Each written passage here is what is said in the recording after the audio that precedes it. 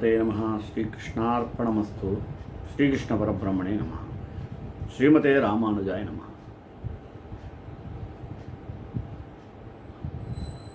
In India, we have lots of saints and spiritual masters.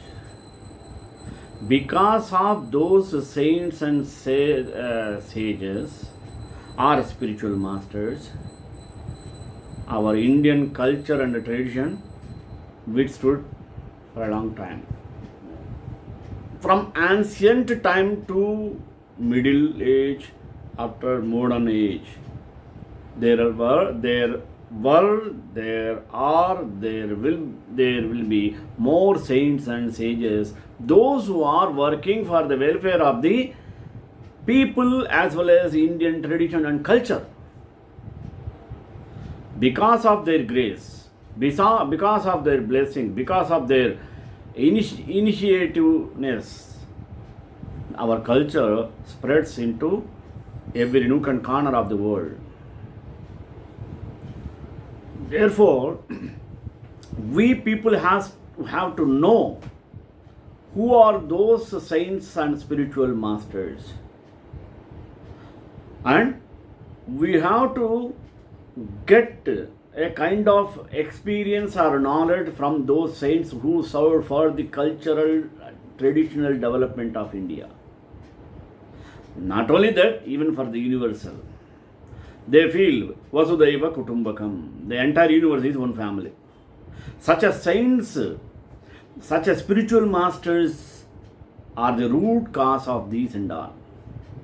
Therefore, I want to give you a brief detail, not elaborated for each and everyone. So, I selected 35 saints and spiritual masters. How many? 35. Among them, I made into two parts. First chapter, 18 saints and spiritual masters, this history. And second part, 19th to 35. Then only we can understand at least a bit. Okay. Now, let us go to the subject. The subject is very interesting, because through their guru, listening to their history, we get their blessings to fulfill our desires. Gurur Brahma, Gurur Vishnu, Guru Devo Maheshwaraha, Guru Sakshat Param Brahma, Tasmai Shri Gurave Namaha. First, the title would Adi Shankaracharya. Unknowingly, I just chose, not intentionally Adi. Just now I found. Adi Shankara. Adi Shankaracharya was born in the early 9th century AD at Kaladi in Kerala. He was a child prodigy who mastered in Vedic scriptures at a very early age and renounced the worldly life at the age of 8. After he became a saint, he left his native place and traveled to various parts of Indian subcontinent. During his travels, he impressed many with his intuitive knowledge and philosophical bent of mind. Adi Shankara believed in Advaita philosophy and became a great exponent of the Advaita school of Hinduism. He lived a very short life of 32 years, but in that brief span of life, he made astounding contribution to cause of Hinduism. That's why I am going to tell you.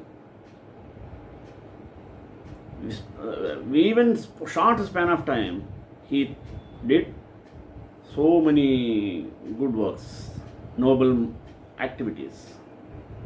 So age is not a criteria. Some people used to say, when I retire, I will think of God. They won't think of God. God will think of him. Don't want. He enriched Hinduism with his immortal works such as Viveka Chudamani, Atma Bodha, Saundarya Lahari, etc. He also wrote commentaries on Brahma Sutra, Bhagavad Gita, and major Upanishads. He established Shankara Mats and started the tradition of Shankaracharyas. He was undoubtedly the great son of Indian subcontinent after Buddha. Now, second, Amrita Puri is another renowned one. Originally known as Sudhamani, Ma Amrita Puri or Mate Amrutananda Mayi, you might have heard her name, was born in the Kollam district of Kerala on September 27th, 1953. She lived a very humble and hard life as a child, keeping herself busy with all the household drudgery as her mother was chronically ill. Even as a child, she had been through many spiritual experiences and was often filled with an intense longing for Lord Krishna. At the age of 22 years, she revealed her divine nature to the people in her village and showed them her miraculous powers. As time passed by, she became popular not only in India but in other parts of the world. The hut where she was born in a sacred shrine from where she conducts her regular activities and blesses her devotees who throng the place. She, endearingly addressed as Amma by her devotees, has earned the admiration of many because of her intense compassion, kindness for the poor and needy, and also the downtrodden, for whom she has initiated many welfare programs such as education institutions, orphanages, hospitals, homes to the poor and needy people. She is considered as this living embodiment of the universal divine mother. Now, third one, Ma Anandamayi, Mata Anandamayi. She was born on April 30, 1896 in Bengal. Parents in a small village named Kiora in Tripura, which is now situated in Bangladesh. From an early age, like many saintly persons, she manifested her miraculous powers and occasionally fell into trance. You know, trance means deep meditation. She was married at an early age of 12 years to Bholanath, who worked in a police department. After her marriage, she passed through difficult times but carried herself with a aplomb. During this period, she developed intense devotion to Lord Krishna and underwent gradual inner transformation, which led to her self-realization at the age of 26. As time went by, her popularity grew and people from far and wide started visiting her to seek her blessings. During her eventful life, she visited many parts of India and met many influential people, including Mahatma Gandhi, who developed a special liking to her and treated her with fatherly affection. Such a great woman passed away in the year 1983, month of August. Now, let us go for fourth Guru, Guru Raghavendra. पूज्याय राघवेन्द्राय सत्यधर्मरताय च भजतां कल्पवृक्षाय नमतां कामधेनवे. Sri Guru Raghavendra Dita was born in 1595 AD in southern India to humble parents who gave him the name of Venkatanatha as an acknowledgement of their devotion to Lord Venkateshwara. As a child, Venkatanatha grew up at Kumbakonam under the watchful eyes of his guru, Sudhindra Tirtha. As a young man, he led normal household life in poverty, served by his dutiful wife, Saraswati, through whom he had a son. But he continued to serve his guru, whom he succeeded as Swami Raghavendra Tirtha, to become the head of the mutt. Unable to bear the news of his renunciation, his wife said to have committed suicide. As the head of the mutt, Raghavendra Tirtha performed many miracles and helped many people who became his devotees. During his lifetime, he composed many important Vaishnavite works and propagated the Dvaita philosophy. Such as Raghavendra Swami attained lotus feet at the age of 78 at Mantralayam. He continues to bless his devotees from his Samadhi, which is now a famous pilgrimage center as Mantralayam. Now, fifth, Shirdi Sai Baba.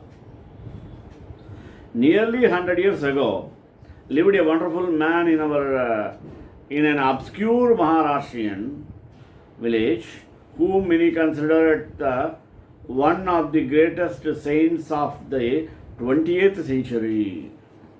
Through his life and activities, he proved to the world that religion is not a barrier to the goal of the universal brotherhood.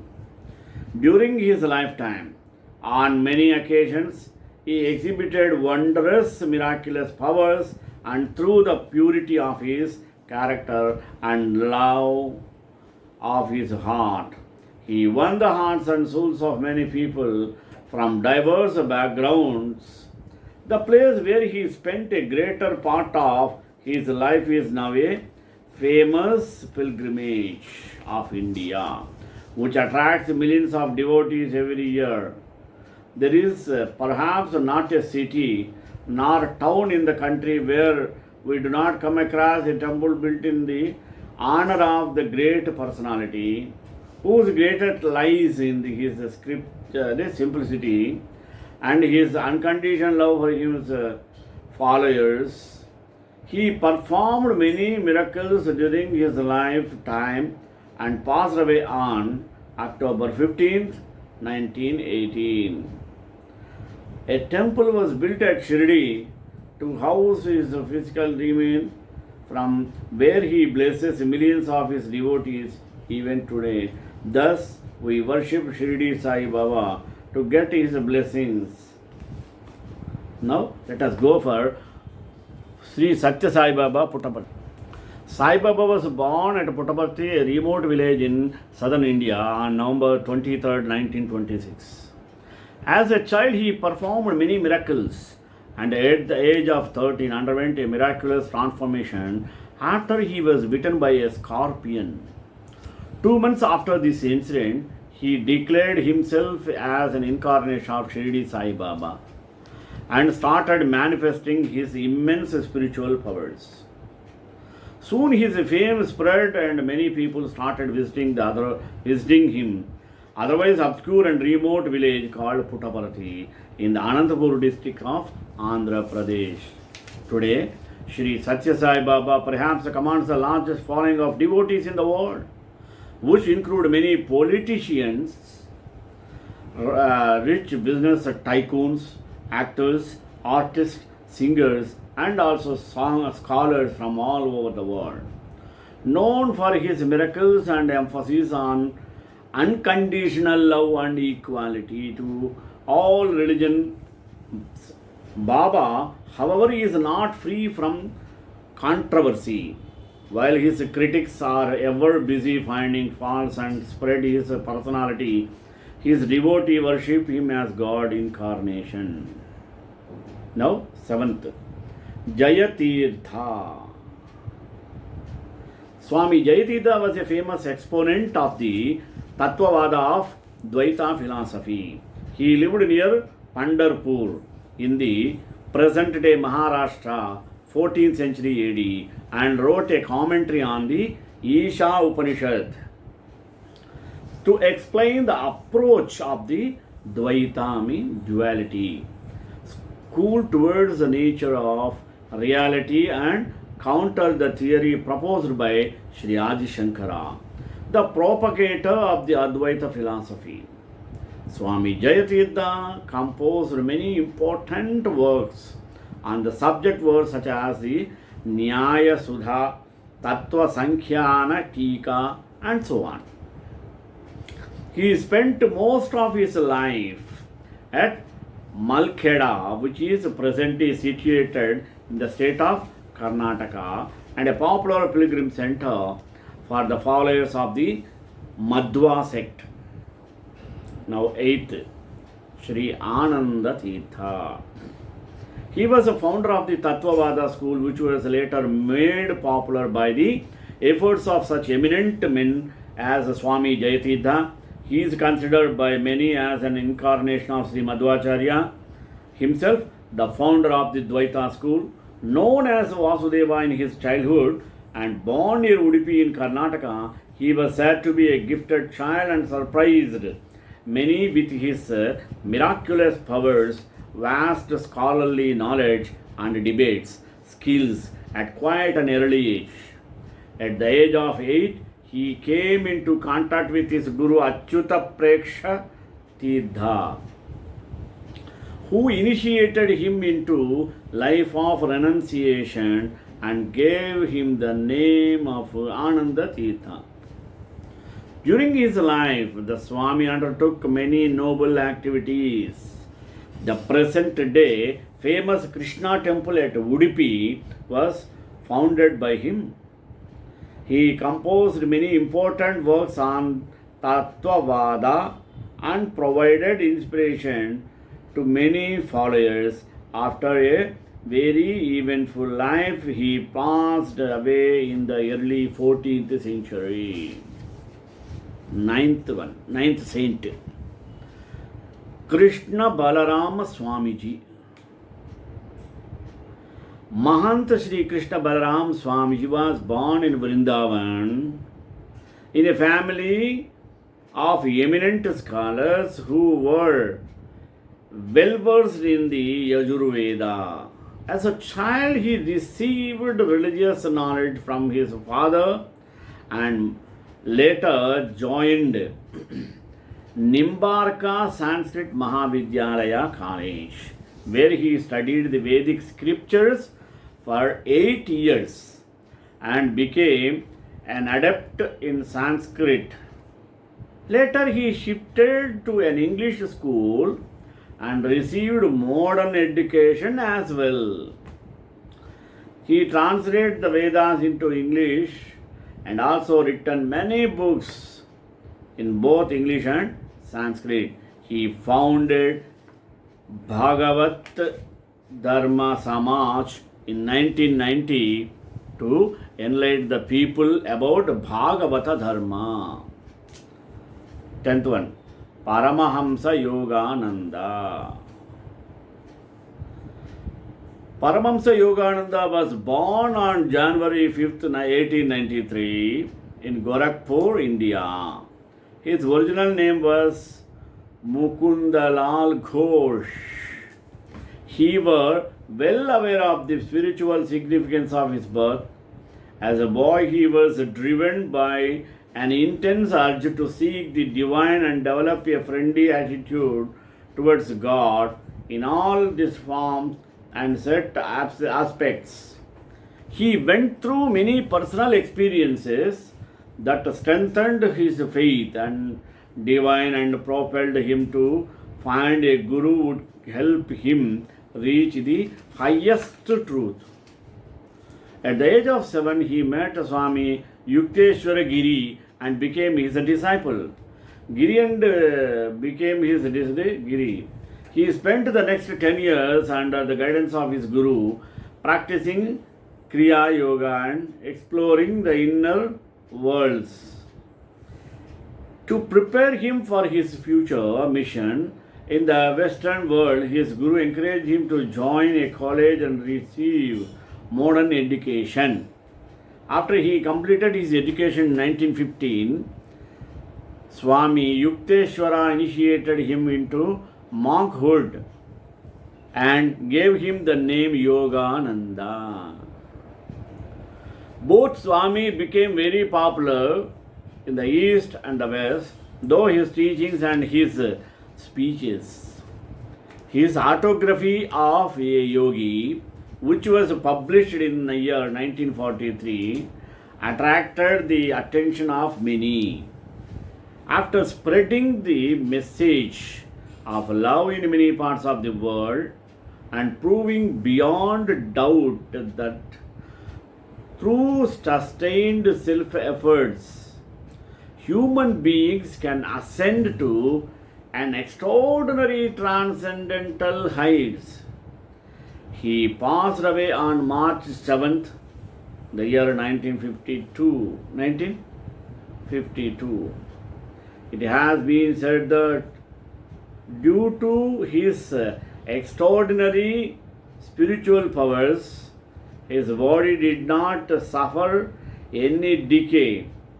Even 20 long days after his death, a fact which was recorded difficulty by the doctors. See, these are all miraculous towards elderly persons. 11th, Ramana Maharshi. We are all well known of him.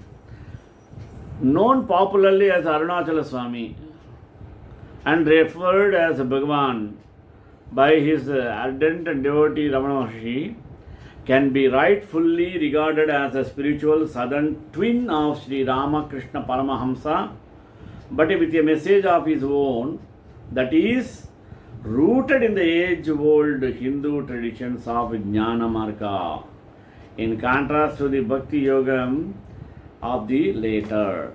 He was born on December 30th, 1879 at Tiruchirappalli, a small village about 30 miles from Madurai in Tamil Nadu. As a child, he was unlike many other saints and was said to be rather dull and sleepy, without any signs of his extraordinary powers or the great events of his life that were yet to come. In 1896, at the age of 17, he had undergone a particular experience, at the end of which he overcame his attachment with his physical self and realized the true nature of his hidden self. Shortly thereafter, he left his home and went to Tiruvannamalai, where he spent the rest of his life providing inspiration and guidance to the followers. During his lifetime, many foreigners visited him, including such famous personalities as W. Somerset Maugham and British authors Paul Brunton. An ashram was built for him on a child or in a hill called Arunachala at Tiruvannamalai, which became popular at Rameshwaram, which is now famous pilgrim center, attracting a huge number of visitors each year. His philosophy was simple, that suggested intense and persistent self-inquiry to find the true nature of oneself.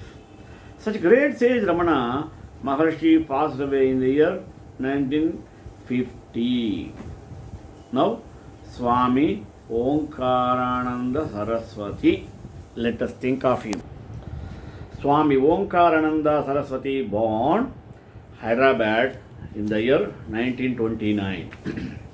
He had many mystic experiences at an early age and was initiated at the age of 17 into the spiritual world. As a sannyasi by his Guru Sri Swami Sivananda, he published hundreds of works, some of which have been translated into several foreign languages. Apart from his main ashram in the Himalayas, he has several ashrams everywhere in the world, especially in European countries like Germany, Switzerland, Austria, and England. His Himalayan ashram undertakes many philanthropic activities, including maintenance of some temples in the Himalayan region. 23rd, the 13th saint, Swami Prabhupada. He was born in a family of Vaishnavites, Abhayacharam, who was later became Swami Prabhupada for millions of followers, developed deep devotion to Radha Krishna at a very young age. At the age of 28, he became a disciple of Srila Bhakta Siddhanta Goswami Maharaj, who belonged to the tradition of Gaudiya Vaishnavism, which traces its origin directly to Lord Krishna himself. At the age of 50, he renounced the world and spent considerable time in India, traveling from place to place, preaching the message of Lord Krishna and spreading Krishna consciousness. In the year 1965, at the age of 69, he went to America with a determination to spread Krishna consciousness in the New World. Despite of early setbacks and financial difficulties in ignoring or organizing his activities, he eventually succeeded in the attracting many people to the Hare Krishna movement and developed in it to the worldwide organization with millions of followers and committed devotees. Swami Prabhupada wrote many books and translated 30 volumes of Bhagavatam into English. His approaches to the interpretation of the Bhagavad Gita was uncompromising in the sense that he would not accept any deviation from the established Vaishnava Siddhanta. 14. Swami Ramatidha. Gosain Tidha Rama was born in 1873 in a small village in the district of Gujranwala, Punjab, India. From an early childhood, he was inclined to listening recitation from the body scriptures in the holy sciences. At the age of 10, his father arranged a marriage for him and left him in the care of a friend who exercised a great influence on young Ramatidha. After explaining his college education, he worked for a while as a professor of mathematics. A few years later, he resigned from his job, renounced the worldly life, and he went to the Himalayas. After returning from the Himalayas, he spent the rest of his life through spreading the Vedanta. He went to Japan and the USA, where he attracted the attention of many and gained many followers. After an eventful life, the Swami left this world in the year 1906, but left behind him a large following and a great legacy. 15. Saint Arunagiri Nathar. Saint Arunagiri, an ardent devotee of Murugan, lived in the 15th century and composed many important religious texts which reflects his philosophy of love and compassion. 16th, Vadiraja Tirtha. Sri Vadiraja Tirtha belonged to the Vaishnava Sampradaya of the Madhva sect. Its importance, he is considered to be next only to Swami Ananda Tirtha by the followers of the Madhva sect. He is said to have lived for 112 years between 1480 to 1600. In the present day Karnataka, he acted for several years as the head of the Sode Mutt, one of the 8 mutts founded by Sri Madhvacharya. During his administration, he increased the tenure of the mutt's administration from 2 months to 2 years. A supreme devotee of Lord Vishnu, his life filled with some interesting of miracles. He was also responsible for the installation of Sri Manjunatha in the main deity of the temple of Dharmasthala and for the appointment of the Malla Madhva priests to perform the daily worship in the Shiva temple. He composed several devotional songs in Kannada, some of which are still available. Okay, 17. Variyar Swamigal. It's a variety. His original name was Tirumuruga Kripananda Variyar, but he became popular as Variyar Swamigal, born in 1906. He lived up to 1993. For about 30 years, he was associated with the publication of monthly magazine Tiruppugai Amiridam. A child prodigy, a great religious school, and an ardent devotee of Lord Muruga, he also wrote screenplays for some devotional films produced in the South. During his lifetime, he also initiated many social welfare activities for the poor and the needy. 18. Vasudevananda Saraswati. Born in 1854 AD, Sri Vasudeva Shastri, who was later to be known to his followers as Sri Vasudeva Ananda Saraswati, led the ordinary householder's life before he turned completely to spiritual life. As a householder, he led a rather difficult life owing to the disputes between his wife and mother. As he turned to spiritual life, he made rapid progress and received direct guidance from Lord Dattatreya. After his wife's death, he renounced the worldly life completely and went to Ujjain, where he was initiated to monastic by Sri Narayanananda Swami Saraswati, who also gave him the title of Sri Vasudevananda Saraswati. The Swamiji spent the next 23 years of his life in the service of Dattatreya Swami. In this way, now we found 18. We understood, I think so, a little bit. Sri Kantai Kalyana Nide Nidedram Sri Venkatnivasaya Srinivasaya Mangalam Mangalasasanapaye Madacharya Purogamaihi Sarvaesha Purvairacharye Sakrutayastu Mangalam.